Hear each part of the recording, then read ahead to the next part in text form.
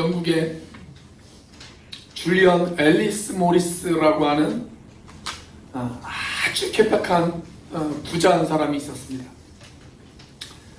그는 어린 시절에 미아가 되어졌어요. 그래서 한때 거리인의 삶을 살아야만 했습니다. 그러다가 어느 날 자기의 출생의 비밀을 깨닫게 되어졌습니다. 알게 되어졌습니다. 알고 보니까 그는 굉장한 부자의 아들이다 라고 하는 사실이 밝혀졌습니다.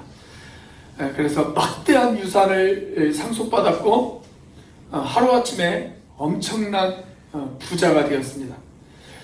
그런데 이 사람은 그렇게 엄청난 부자가 되었음에도 불구하고 여전히 거지의 삶을 살아갔습니다.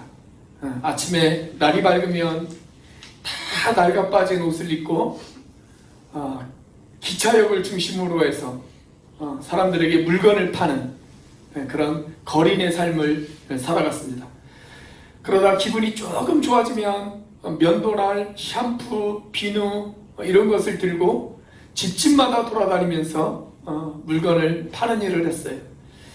그러다가 한 달에 한 번 정도는 자기가 가지고 있는 최고급 옷을 입고 그리고 자기 소유의 최고급 자동차를 타고 런던 시내로 가서 가장 비싼 식당에서 식사를 즐기는 그런 일을 하곤 했습니다. 그리고 1년에 한두 번 정도는 다른 유럽에 있는 나라들을 돌아다니면서 여행을 즐기기도 했습니다. 자, 그러다가 그렇게 여행을 다녀온 이튿날이 되어지면 그는 어김없이 다시 거지의 삶으로 돌아갔습니다. 다 낡은 옷을 입고 샴푸와 비누를 들고 사람들에게 물건을 파는 그런 일을 계속했어요.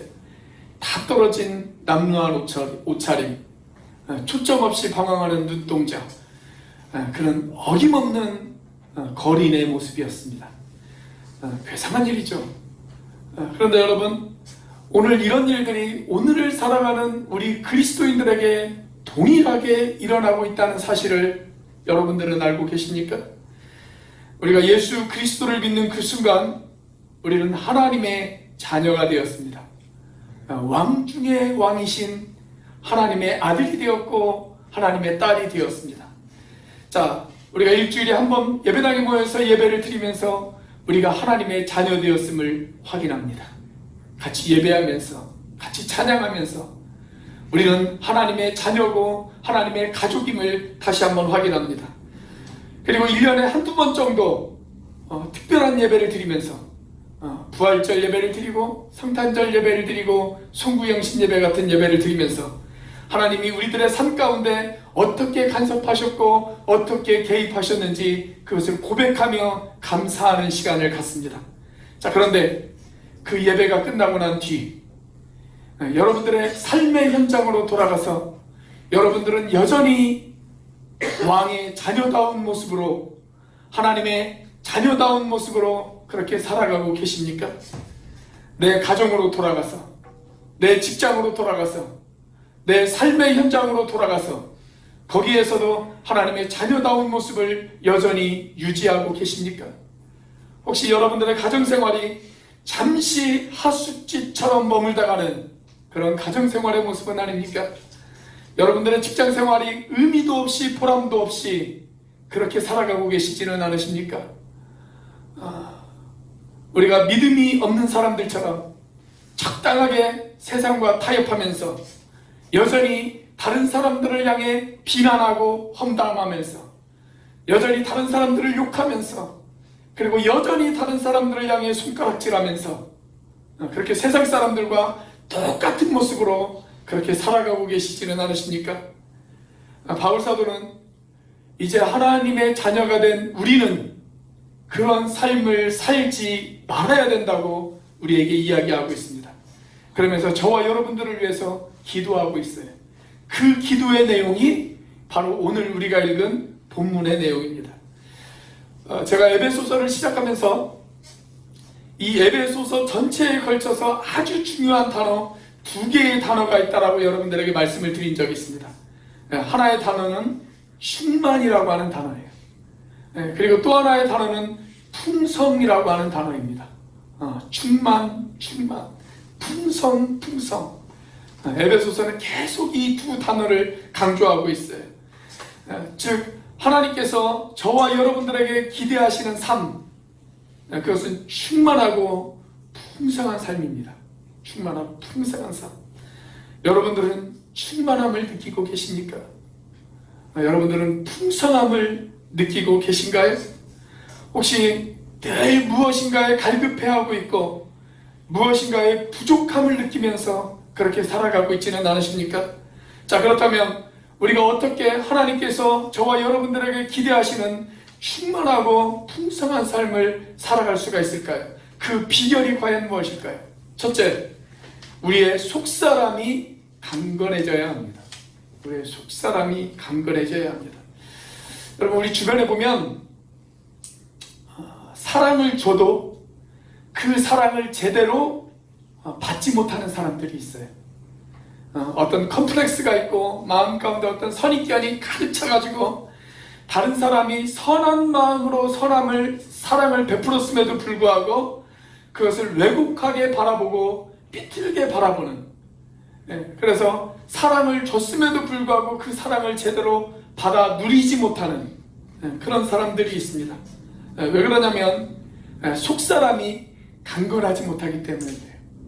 속사람이 강건하지 못하기 때문에 사랑을 사랑으로 받을 만한 준비가 되어 있지 못해. 우리가 그런 것을 가르쳐서 흔히 뭐라고 이야기를 하냐면 애정결핍이다, 그렇게 이야기를 합니다. 애정이 결핍되어진 사람들, 그런 사람들은 마음에 콤플렉스가 있어요. 다른 사람이 사랑을 줘도 그 사랑을 제대로 받아들이지를 못해요. 자, 오늘 바울사도는 에베소 교회 교인들에게 너희들의 속사람이 강건해져야 된다, 그렇게 이야기를 합니다. 그래야 사랑을 받을 수도 있고 또 다른 사람을 향해서 사랑을 줄 수도 있어요.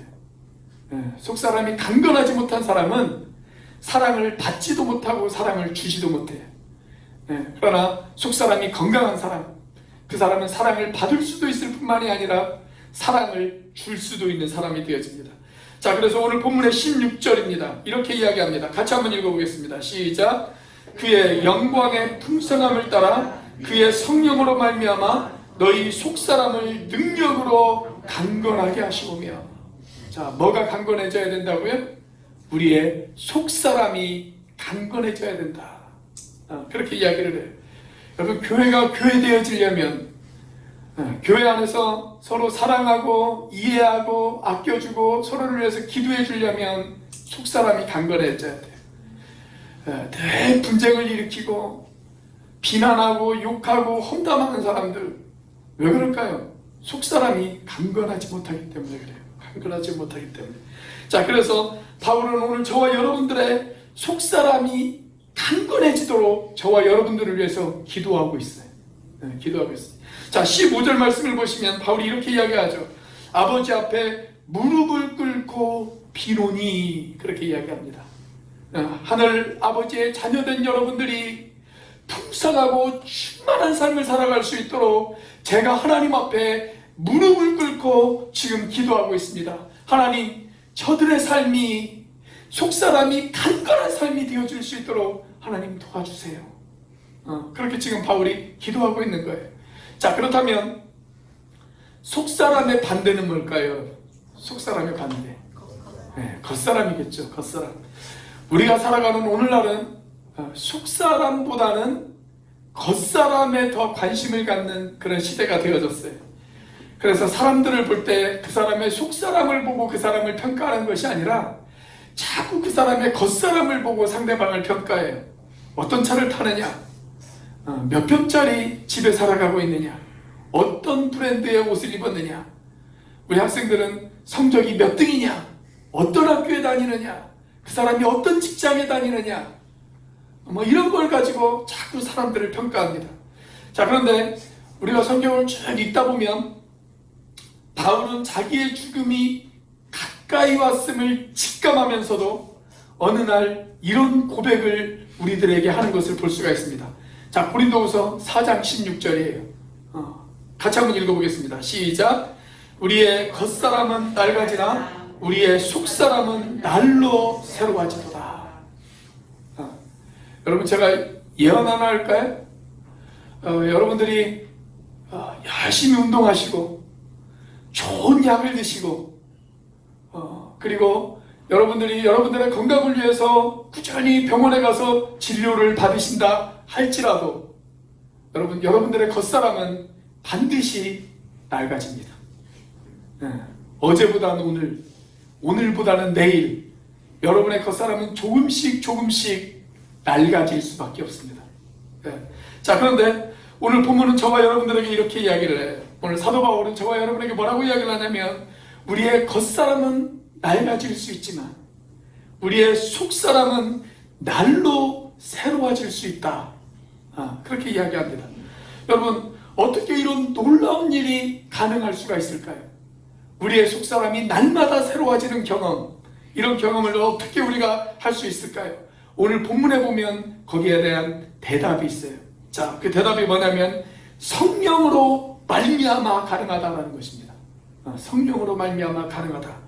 자, 그래서 에베소서 5장으로 가면 바울 사도가 급기야 이런 이야기를 우리에게 하고 있어요.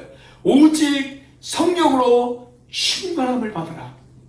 오직 성령으로 충만함을 받으라. 저는 여러분이 성령의 충만함을 받기를 축원합니다. 성령에 충만해지시기 바랍니다.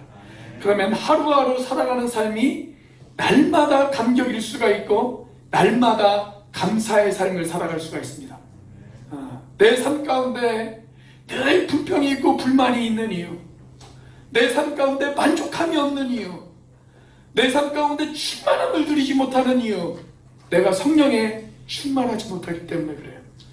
여러분, 우리가 구약 성경을 보면 하나님께 붙들려 놀랍게 쓰임받았던 모세의 이야기가 등장을 하죠. 근데 이 모세가 몇 살까지 살다가 죽었는지 아세요? 120살까지 살다가 죽었어요. 120살까지. 자, 그런데 120살까지 살았다라는 게 중요한 것이 아니라 120살까지 이 모세가 어떻게 살았느냐가 더 중요한 거죠. 어떻게 살았느냐. 자, 모세가 죽기 직전까지 모세의 삶의 모습을 성경은 이렇게 묘사하고 있습니다. 자, 신명기 34장 7절 말씀이에요. 제가 한번 읽어드릴게요. 모세가 죽을 때 나이 120세였으나 그의 눈이 흐리지 아니하였고 기력이 쇠하지 아니하였더라. 모세는 눈이 흐리지 않고 기력이 쇠하지 않는 그런 삶을 살다가 죽었어요. 어떻게 이게 가능했을까요? 여러분, 모세는 늘 성령의 이끌림 받는 삶을 살았습니다. 성령의 기름 부으신 그런 삶을 살았어요. 그렇게 속사람이 강건해지자 그의 겉사람도 강건해졌습니다. 여러분, 저는 저와 여러분들의 인생이 그렇게 되어지기를 원합니다. 성령으로 우리의 속사람이 강건해지면 여러분, 우리의 겉사람도 강건해질 수가 있어요. 우리 앞뒤 좌우에 있는 분들에게 이렇게 한번 인사해 볼까요? 성령에 충만하면 속사람과 겉사람이 강건해집니다. 한번 인사해 보세요. 성령에 충만하면 속사람과 겉사람이 강건해집니다. 여러분들의 삶 가운데 성령의 충만함이 있기를 주의 이름으로 축원합니다. 성령이 충만하면 속사람과 겉사람이 다 강건해질 수 있어요. 그렇게 강건한 삶을 살아가시는 저와 여러분들이 되시길 주의 이름으로 축원합니다. 자, 풍성하고 충만한 삶의 비결 무엇일까요? 두 번째로 그리스도의 주인 되심을 인정해야 합니다. 그리스도의 주인 되심을 인정해야 합니다. 자, 우리의 속사람이 강건해지는 것, 그것으로 만족해서는 안 돼요. 우리의 속사람이 그렇게 강건해졌다면 이제 그 속사람을 우리 주님께서 통치하고 다스릴 수 있도록 우리 주님이 우리의 삶의 주인임을 인정하셔야 돼요. 내 삶의 주인이심을 인정해야 됩니다. 오늘날 교회 출석하는 사람들의 가장 심각한 문제가 저는 바로 이 문제라고 생각을 합니다. 예수님을 믿기는 믿어요. 내가 죄인이라는 사실도 인정을 해요. 그리고 죄인된 나를 구원하시기 위해서 예수님께서 이 땅에 오셔서 십자가를 짊어지신 것, 그것도 다 믿어요. 그런데 문제는 뭐냐면 예수님께서 내 인생의 삶의 현장에서 구체적으로 내 삶의 주인이 되어지지 못하고 있어요. 내 삶의 주인이 되어지지 못하고 있어요. 예수님은 그냥 내가 구원 얻기 위해서 잠깐 필요한 분, 그런 분으로만 취급하는 그런 그리스도인들이 오늘날 많이 있다는 것입니다. 그래서 내 기분대로 살고 내 마음 내키는 대로 살아가는 사람, 예수님을 주님이라고 부르지만 그 예수님이 내 삶 가운데 주인 되어 있지 못한 사람들, 그런 그리스도인들이 오늘날 우리 주변에 너무나도 많이 있다는 거예요. 자, 그래서 오늘 바울은 이런 고백을 저와 여러분들에게 하고 있습니다. 17절입니다. 같이 한번 읽어보겠습니다. 시작. 믿음으로 말미암아 그리스도께서 너희 마음에 계시게 하시옵고 너희가 사랑 가운데서 뿌리가 박히고 터가 굳어져서. 자, 여기 등장하는 계시게 하옵시고 라고 하는 이 말은 그냥 내 마음에 존재하는 것, 내 마음에 존재하는 것, 그 정도 차원의 이야기를 하는 게 아니에요. 예수님이 어디에 계세요? 내 마음에 계세요. 어제 저희 큰아들이 저희 아내가 물어봤어요. 예수님 어디 계시니? 그때 저희 큰아들이 뭐라고 대답하냐면 여기에요. 여기에요. 그냥 내 마음에 머물러 있는 것, 그 정도 차원의 이야기가 아니에요. 여기서 말하는 계시게 하옵시고 라고 하는 말은 그 정도 차원의 이야기가 아닙니다. 원래 이 계신다라고 하는 이 말은 헬라어로 카토이케오라고 하는 단어를 사용했어요. 카토이케오. 그런데 우리가 헬라어를 보면 이 카토이케오라고 하는 단어와 아주 유사한 또 하나의 단어가 있습니다. 파로이케오라고 하는 단어예요. 파로이케오. 자, 이 두 단어의 뜻이 똑같아요. 어떤 뜻을 가지고 있냐면 둘 다 계신다, 머무른다, 그런 뜻을 가지고 있어요. 계신다, 머무른다. 자, 뜻은 똑같은데 이 두 단어가 의미하는 것은 완전히 다릅니다. 완전히 달라요. 자, 카토이케오라고 하는 말은 내 마음 깊은 곳까지 머물러 있는 상태, 즉 주인으로 머물러 있는 상태를 말하는 거예요. 주인으로 머물러 있는 상태. 자, 그런데 파로이케오라고 하는 것은 잠깐 머물러 있는 것, 즉 내 마음에 손님으로 머물러 있고 나그네로 머물러 있는 것, 그것을 말하는 것입니다. 그러니까 카토이케오라고 하는 말은 나를 다스리는 상태, 나를 지배하는 상태, 내 모든 것을 지배해요. 내 마음을 지배하고 내 생각을 지배하고 나의 삶을 지배하고 나의 모든 것을 지배하며 머물러 계신 것, 그것이 카토이케오예요. 자, 그런데 파로이케오는 그냥 손님으로 잠깐 있다가 가는 것을 말하는 거예요. 여러분, 손님은요 책임지지 않아요. 잠깐 있다 머물렀다 가기 때문에 내 삶을 책임져 주지는 않습니다. 그러나 주인으로 계신 분은 나를 책임져 주시는 분이에요. 여러분, 한번 민들레 홀씨를 한번 생각해 보세요. 민들레 홀씨. 이제 곧 있으면 여기저기에서 민들레 꽃이 피고 민들레 홀씨가 이렇게 날아다닐 것입니다. 자, 그런데 처음에 민들레 이렇게 그 홀씨가 민들레에 붙어있는 상태를 한번 생각해 보세요. 여러분, 그 상태는 어떤 상태냐면 그 상태가 바로 파로이케오 상태예요. 파로이케오 상태. 그 자리에 머물러 있는 것 같지만, 민들레 홀씨가 그 자리에 머물러 있는 것 같지만 바람이 불면 그 민들레 홀씨는 언제든지 날아갈 수 있는 상태입니다. 자, 그런데 바람이 불어서 민들레 홀씨가 날아가요. 그러다 어느 한 곳에 떨어져요. 그리고 민들레 홀씨가 거기에서 이제 뿌리를 내려요. 뿌리가 깊숙이 내려요. 잎이 나고 다시 꽃이 펴요. 여러분, 그건 어떠해요? 깊이 머물러 있는 상태, 더 이상 옮겨지지 않는 상태를 말하는 것이죠. 그게 바로 카토이케오예요. 카토이케오. 사랑하는 여러분, 여러분에게 있어서 예수님은 어떤 분이십니까? 예수님은 여러분들 마음에 손님으로 머물러 계십니까? 아니면 주인으로 머물러 계십니까? 그냥 잠깐 있다가 떠나는 그런 분이십니까? 아니면 내 삶 깊은 곳까지 뿌리를 내려서 나를 지배하고 다스리는 그런 분으로 여러분들의 마음 가운데 머물러 계십니까? 여러분, 예수님은 내 마음에 손님으로 머무르는 것을 원하지 않으세요. 그분은 내 마음에 주인으로 머물러 있기를 원하시고 계십니다. 내 삶의 모든 영역, 나의 가정생활, 나의 직장생활, 나의 시간, 나의 물질, 심지어는 내 생각까지도 주장하고 다스리기를 원하시고 계세요. 여러분들이 그냥 예수님이 잠깐 내 안에만 계시다가, 그냥 이 예배당 안에만 계시다가 예배당 밖을 떠나면 여전히 내가 주인이 되어져서 내 마음대로 살아가고 세상과 타협하면서 살아가고 여전히 세상 사람들처럼 똑같이 다른 사람들 흉보면서 살아가는 그런 인생을 살아가고 계십니까?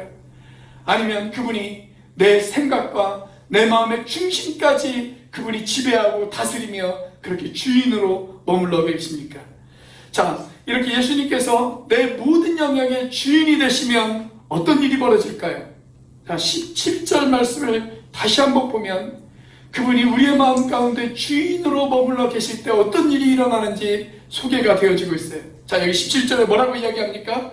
너희가 사랑 가운데서 뿌리가 박히고 터가 굳어져서, 그렇게 이야기합니다. 여러분, 예수님이 내 마음의 주인으로 계세요. 그분이 깊이 뿌리를 내렸어요. 그러면 이제 어떻게 되어질까요? 그분으로 인해서 내 나무의 가지가 무성해지고 잎이 무성해지고 거기에 열매가 맺어 자라기 시작합니다. 그런데 그분이 내 마음에 깊이 뿌리 내리지 못하면 어떻게 되어질까요? 길가에 떨어진 씨앗처럼, 돌짝밭에 떨어진 씨앗처럼 곧 말라 죽어버릴 수밖에 없어요.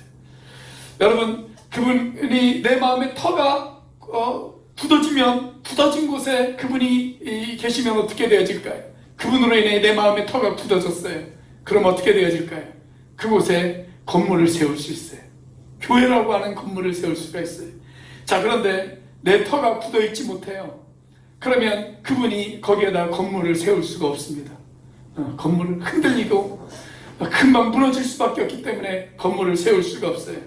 자, 사랑하는 여러분, 우리의 신앙이 쉽게 흔들리는 이유, 우리의 믿음이 흔들리는 이유, 우리의 믿음의 나무가 굳게 뿌리를 내리지 못한 이유, 왜 그럴까요?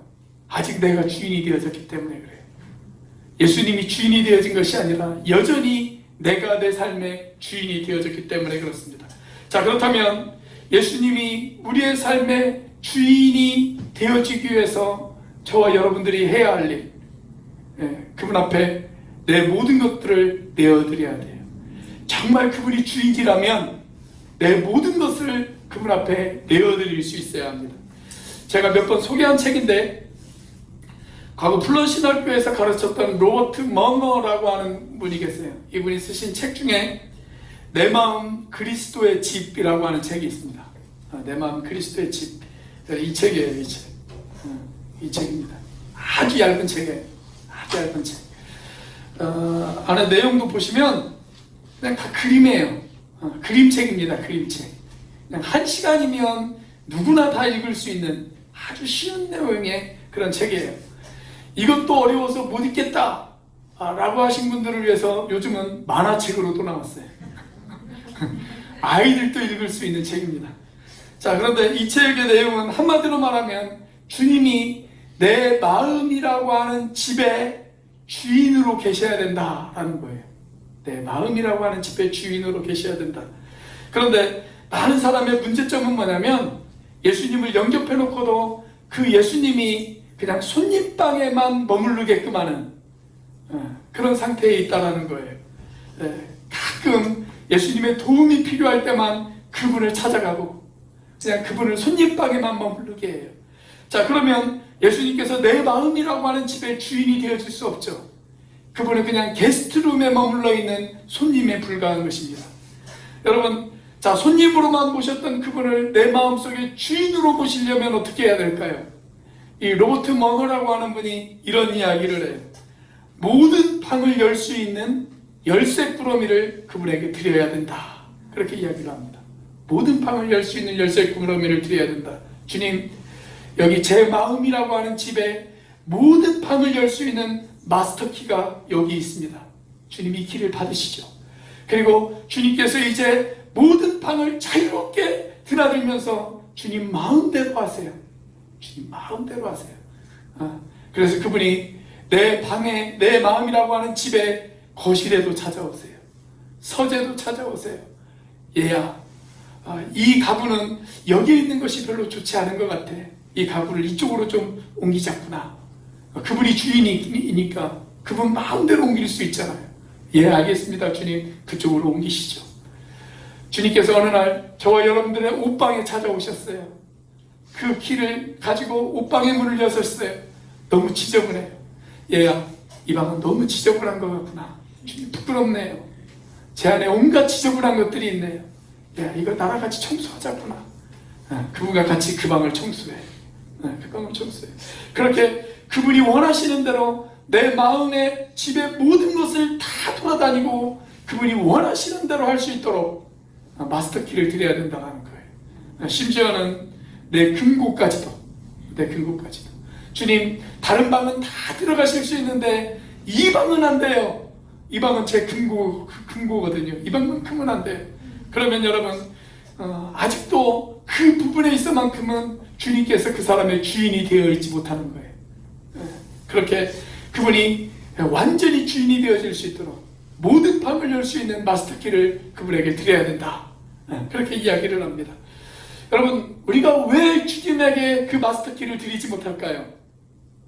주님을 온전히 신뢰하지 못하기 때문에 그렇습니다. 온전히 신뢰하지 못하기 때문에. 왠지 그분에게 모든 밤을 드나들 수 있는 마스터키를 드리면 내가 손해볼 것 같아요. 내 부끄러운 모습이 드러날 것 같아요. 내 자유가 빼앗길 것 같아요.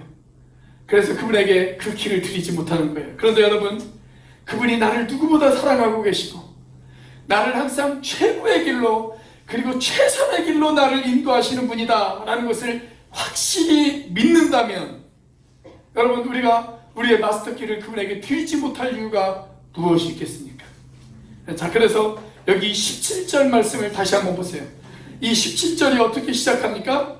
믿음으로 말미암아, 그렇게 시작합니다. 믿음으로 말미암아. 내가 그분을 내 마음이라고 하는 집에 온전한 주인으로 모실 수 있으려면 그분에 대한 믿음이 있어야 된다는 거예요. 그분에 대한 믿음이 있어야 된다. 그래, 저분은 나를 최선의 길로 인도하실 거야. 그분이 나를 최고의 길로 인도하실 거야.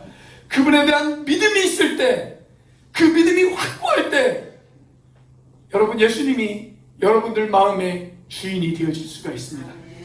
여러분, 그분을 온전히 믿고 신뢰하는, 그래서 그분의 온전한 통치를 받으시는 저와 여러분들의 삶이 되시기를 주의 이름으로 축원합니다. 내 마음이라고 하는 집의 주인이 되어 그분이 나를 지배하고 통치하실 수 있도록 저와 여러분들을 온전히 내어드리는, 그리고 그분을 정말 우리의 모든 삶의 영역에 주인으로 모시는 저와 여러분들의 삶이 되시기를 주님의 이름으로 축원합니다. 자, 풍성하고 충만한 삶의 비결 무엇일까요? 세 번째로 그리스도의 사랑을 깨달아야 합니다. 그리스도의 사랑을 깨달아야 합니다.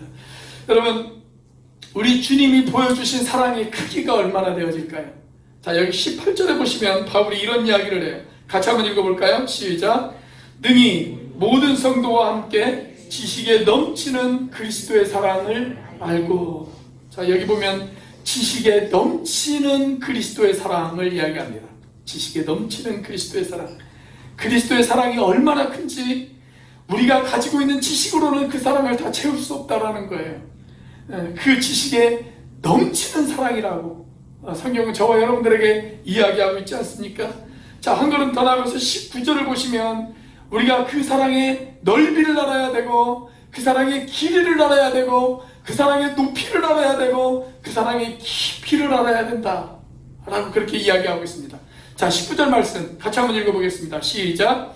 그 너비와 길이와 높이와 깊이가 어떠함을 깨달아 하나님의 모든 충만하신 것으로 너희에게 충만하게 하시기를 구하노라. 여러분, 여러분들이 과거 사랑에 빠졌던 적을 한번 생각해 보세요. 그것이 너무 오래돼서 기억이 가물가물하시다면 여러분, 우리 자녀들의 모습을 한번 보세요. 우리 자녀들이 사랑에 빠진 우리 자녀들의 모습을 한번 보세요. 요즘 그 강연 형제를 보니까요, 사랑에 푹 빠지다 보니까 사람이 변했더라고요. 사람이 변했어요. 여러분, 사랑에 빠지면 사람이 변합니다. 여러분, 사람의 사랑도 사람을 변하게 하는데 여러분, 하나님의 사랑이 나에게 임하면 그 사람이 변하지 않겠어요? 변할 수밖에 없죠. 자, 그렇다면 하나님의 사랑, 그 사랑의 넓이는 어떨까요? 사랑의 넓이, 예수님의 사랑의 넓이, 그분은 모든 사람을 사랑하세요. 모든 사람을 사랑하십니다. 우리 주님이 사랑할 수 없는 사람은 아무도 없습니다. 아무리 흉악한 죄인이라 할지라도, 아니 그것보다 더한 사람이라 할지라도 우리 주님은 사랑하십니다. 그 사람을 사랑하세요. 여러분, 유대인들은요, 하나님께서 자기들만 사랑한다고 생각했어요. 자기들만 사랑한다. 오늘 이 에베소서를 쓴 바울도 유대인이죠.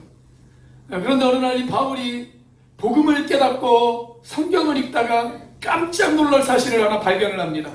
그게 뭐냐면 하나님이 유대인만 사랑하시는 것이 아니라 이방인까지도 사랑하신다라는 사실을 발견했어요. 이방인도 사랑한다는 사실. 복음이 이방인들을 변화시키고 있었습니다. 이방인까지도 사랑하시는 하나님, 그 하나님의 사랑은 얼마나 넓은 것입니까? 그 넓은 하나님의 사랑이 오늘 저도 사랑하시고 여러분도 사랑하시고 우리의 이웃도 사랑하시는 줄로 믿으시기를 바랍니다. 그래서 우리가 하나님의 자녀가 되어졌다면 우리가 그 넓이를 본받아야 되지 않겠어요? 우리가 하나님의 사랑의 넓이만큼도 우리가 그걸 본받아야죠. 우리가 하나님만큼 그렇게 모든 사람을 사랑할 수는 없지만 적어도 우리의 지체들, 우리의 가족들, 내 주변에 있는 이웃들, 그들만큼은 우리가 사랑할 수 있도록 노력해야 하지 않겠습니까? 그것이 하나님의 자녀다운 삶의 모습 아니겠어요? 자, 그리스도의 사랑의 길이를 한번 생각해 보세요. 그리스도의 사랑의 길이. 우리 주님이 보여주신 사랑의 길이는 어떻습니까? 주님께서 한 번 사랑하면 그 사람은 영원까지 사랑하시겠다고 말씀하셨어요. 영원까지 사랑하시겠다. 그냥 며칠 사랑하고 끝나는 사랑이 아니에요. 우리들 보면 어떨 때는 보면 그냥 누군가를 위해서 기도해요. 내가 나 너를 위해서 기도해 줄게. 기도해, 같이 기도해요. 그러다가 무슨 일이 생겨서 틀어져요. 그럼 또 원수처럼 지내요. 그냥 잠깐 사랑에다가 끝나버리는 그런 사랑. 그런 사랑이 아니라는 거예요. 하나님의 자녀다운 사랑의 모습은. 우리 주님의 사랑의 모습은 어떤 사랑입니까? 영원까지 계속되어지는 사랑. 영원까지 계속되어지는 사랑. 한 번 해병은 영원한 해병이죠. 한 번 하나님의 자녀는 영원한 하나님의 자녀입니다. 우리 주님께서는 우리를 사랑하시되 끝까지 사랑하신다고 약속을 해주셨어요. 그럼 우리도 그 사랑의 모습을 본받아야 되지 않겠어요? 우리는 어차피 영원까지 함께 해야 될 사람이잖아요. 우리가 이 땅에서만 만나고 끝날 사람이라면 그냥 잠깐 사랑하다 끝나버리면 돼요. 근데 우리는 그런 존재들이 아니란 말이죠. 우리는 영원까지 함께 해야 될 사람들이에요. 함께 해야 될 사람들. 그래서 우리가 그리스도의 사랑의 길이를 본받아야 합니다. 자, 그리스도의 사랑의 높이, 우리 주님이 보여주신 사랑의 높이는 어떻습니까? 자, 에베소서 2장 6절 말씀을 보시면 주님은 우리를 구원하시고 난 이후에 우리를 하늘의 보좌에 앉히시겠다라고 이야기를 하십니다. 왜 우리를 하늘의 보좌에 앉히실까요? 우리와 함께 교제하고 싶으셔서, 예수님께서 저와 여러분들과 함께 교제하고 싶으셔서 저와 여러분들을 하늘의 보좌 위에 앉히시겠다, 그렇게 약속을 하고 계십니다. 여러분, 죄인 된 나를 사랑하시고 그 영원까지 교제하기 위해서 하늘의 보좌 위에 나를 앉히시는 그 하나님의 사랑의 높이를 한번 생각해 보세요. 자, 그 사랑의 깊이 얼마나 되어질까요? 그 사랑의 깊이. 우리는 죄로 말미암아 지옥에 떨어져야 마땅한 사람들이었습니다. 그런데 주님께서 우리 죄를 짊어지시고 내가 받아야 할 하나님의 진노와 저주를 대신 담당하셨습니다. 나를 사랑하셔서 지옥의 맛까지 대신 보셨어요. 그 십자가의 맛을 우리 예수님이 대신 짊어지셨잖아요. 그 지옥의 고통까지 맛보실 정도로 나를 사랑하신 예수님의 사랑의 그 깊이를 한번 생각해 보세요. 그 사랑의 깊이.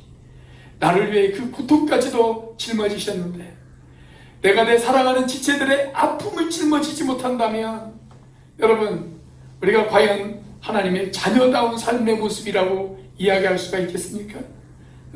그래서 우리가 그 사랑의 너비를 알아야 되고 그 사랑의 길이를 알아야 되고 그 사랑의 높이를 알아야 되고 그 사랑의 깊이를 알아야 된다. 그걸 깨달아야 된다. 머릿속으로만 알고 있는 것이 아니라 우리들의 삶의 현장에서 구체적으로 그런 사랑의 모습들이 나타나야 된다. 그래야 너희들이 풍성하고 충만한 삶을 살아갈 수 있다. 그 이야기예요. 여러분, 이런 그리스도의 사랑의 넓이와 길이와 높이와 깊이를 깨달은 사람은 어떻게 되어질까요? 중세 스페인의 성녀로 불렸던 아빌라의 테레사라고 하는 분이 계세요. 아빌라의 테레사. 몇 년 전에 소천하신 그 인도 캘커타의 테레사 수녀님 말고요. 그분보다 훨씬 오래전에 아빌라의 테레사라고 하는 분이 계셨어요. 이분이 한 번은 기도하다가 이런 놀라운 기도를 드렸습니다. 하나님, 저는 아무것도 원하지 않아요. 저는 하나님 한 분으로 충분해요. 저는 하나님만으로 만족할 수 있어요. 라틴어로 솔로 디오스 바스타라고 하는 말입니다. 솔로 디오스 바스타. 솔로는 오직, 디오스는 하나님, 바스타는 충분하다. 오직 하나님만으로 충분합니다.